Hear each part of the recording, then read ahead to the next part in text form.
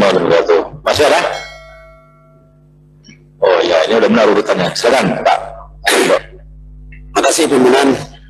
Yang saya hormati pimpinan Komisi 8, Wakil Ketua dan rekan-rekan anggota Komisi 8. Yang saya hormati sekaligus saya cintai Ibu Menteri dan jajarannya. Dari tadi yang berbicara senior semua, Bu. Jadi yang disampaikan tentu walaupun protes tetapi bijaksana. Saya anak muda, Bu. Jadi saya main tutup poin saja. Apa yang disampaikan rekan-rekan tadi masih terasa kurang jelas buat saya. Ada satu komunikasi yang dilakukan. Sebelumnya saya ingin menyampaikan, tadi sudah disampaikan oleh kawan-kawan, bahwa selama ini komunikasi yang dilakukan oleh Ibu Menteri dengan Komisi 8 dipuji setinggi mungkin karena memang layak untuk dipuji. Tidak pernah dari rekan-rekan yang punya pengalaman lebih panjang dari saya, dan tidak hanya di Komisi 8, di komisi-komisi yang lain tidak ada yang sampai membuka jalur komunikasi WhatsApp. Dan tidak hanya itu, Bu Menteri masih menjawab sampai dini hari. Bahkan subuh, Ibu Menteri sudah mengeluarkan perintah kepada jajarannya atas komunikasi yang semalam dibicarakan. Itu luar biasa sekali. Semestinya contoh dan perilaku itu kemudian diikuti oleh jajaran Ibu. Karena Ibu adalah panutan di Kementerian Sosial. Tetapi yang terjadi adalah sebaliknya. Ada satu komunikasi yang menurut saya tidak pantas disampaikan oleh jajaran Ibu, oleh Pak Sekjen, kepada pimpinan komisi. Terlebih lagi, dia adalah ketua saya dari fraksi. Walaupun kawan-kawan tadi sudah menjelaskan bahwa di Komisi 8 ini kompak, bahkan ketika berbicara tentang Komisi Gerindra, ada fraksi Gerindra, fraksi Nasdem dan sebagainya, kita menjawabnya fraksi Komisi 8.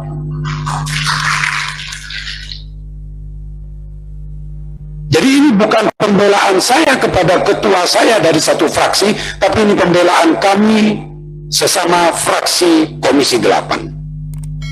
Jadi pimpinan, apa yang tadi diceritakan buat saya harus perjelas bahwa ada komunikasi buruk yang dilakukan oleh saudara Sekjen kepada pimpinan kami, Hasan Sadzili, yang menurut saya itu offside. Maka pimpinan, supaya tidak membuang waktu, ini panjang, banyak hal yang harus kita bicarakan, banyak hal penting yang harus kita bicarakan, agar tidak membuang waktu, maka saya usulkan bahwa kalau rapat ini akan dilanjutkan, saya minta saudara Sekjen untuk meninggalkan ruangan ini. Atau kalau rapat ini masih akan dilanjutkan dengan keberadaan Pak Sekjen, maka saya yang akan keluar dari ruangan ini. Terima kasih pimpinan. Assalamualaikum warahmatullahi wabarakatuh. Terima kasih Pak Ridho. Terima kasih pimpinan. Bentar. Ini saya itu dulu. Ada Pak Wahid, Pak Rijal, Pak John, sama Pak Ridho kan satu napas ya. Dan ini Bu Menteri memang saya juga ikut protes sebenarnya Bu ya. Jadi inilah kekomporan Komisi 8 Bu. Pak Bu Menteri. Iya, saya sudah beberapa kali bicara dengan teman-teman Komisi 8. Buat saya pribadi, saya nggak ada masalah. Mana ada pernah saya marah-marah sama, baik sebelum Ibu jadi menteri. Saya nggak pernah, Bu, marahin orang. Demi Allah, saya nggak pernah marahin orang. Saya nggak pernah sinis. Tugas anggota DPR itu adalah mengawasi. Tapi kalau cara mengawasi dianggap sebagai sebuah sinis, lalu apa fungsi DPR? Saya terus terang saja, Bu. Ketika Ibu ke dapil saya, lalu nggak memberitahu kepada kami, padahal kesepakatan kita bersama bahwa dalam setiap kali Ibu Menteri ke dapil, setidaknya diberitahu.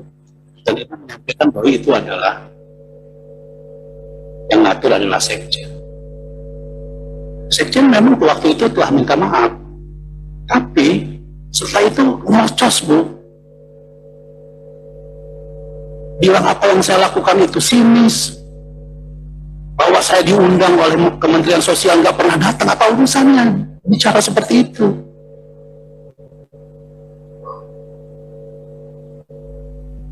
Kami mohon maaf Pak Aceh.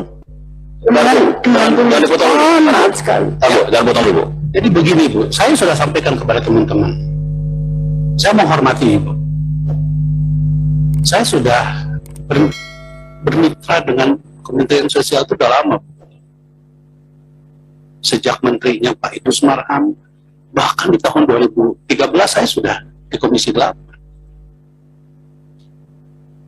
Tapi ketika sikap kritis kita dianggap sebagai sebuah sinisme,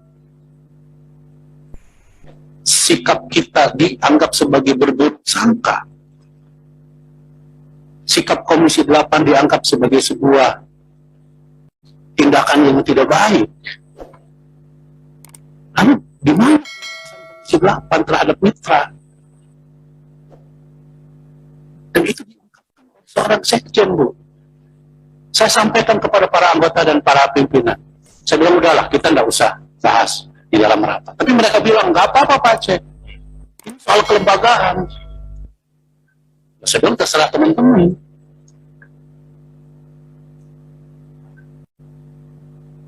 Jadi oleh karena itu, buat saya nggak ada masalah, Bu.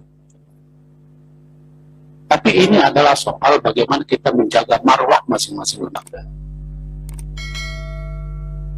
Menjaga fungsi kita masing-masing. Menjaga bagaimana keseimbangan di dalam konteks check and balances. Jangan dianggap apa yang kami lakukan itu adalah sampai nantangin, Bu. Kalau dalam bahasa Sunjanya itu beliau sampaikan, dihidungkan, diberumkan, manggawai rumah Pak Aceh. Apa itu Pak Aceh? Itu nantangin, Pak. Kalau dalam bahasa Sunda itu, Pak. Tanya sama orang Sunda. Jadi karena itu, Ibu, dengan segala hormat, bukan saya secara pribadi nggak ada masalah dengan Ibu. Secara kelembagaan saya nggak ada masalah. Tetapi ini kan soal bagaimana kita membangun sinergi, membangun kemitraan. Saya kemarin diundang oleh Ibu ke dapil saya terima, saya datang. Karena itu bagian dari tugas saya. Tetapi ketika kawan-kawan mempertanyakan kepada saya, kenapa Pak Aceh diam aja? Saya bilang, saya memaafkan secara pribadi. Tetapi menurut teman-teman, tidak bisa secara kelembagaan. Kalau enggak, ya kita digituin terus.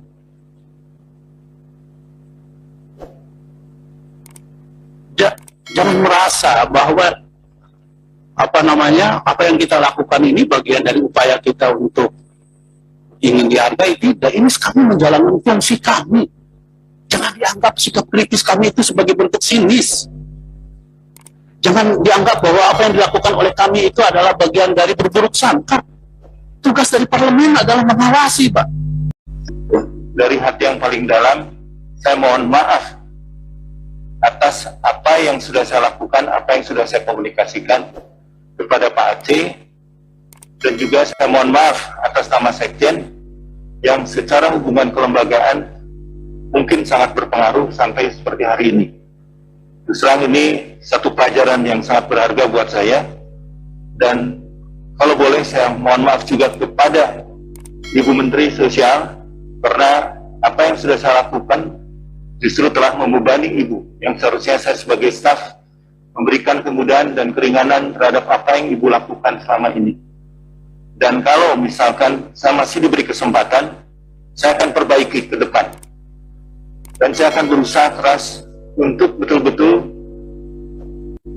melaksanakan tugas yang Ibu sampaikan, menjadi mediator antara pimpinan dan seluruh anggota Komisi 8 dengan apa yang akan dilakukan. Siap, izin Ibu Menteri. Terima kasih. Sekali lagi kita perpanjang, Pak Hari bersedia atau meninggalkan tempat dan kita akan kembali ke posisi awal ya.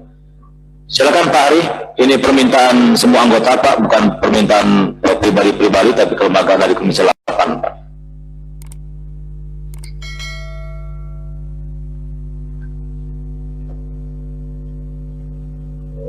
Ya, tidak apa-apa.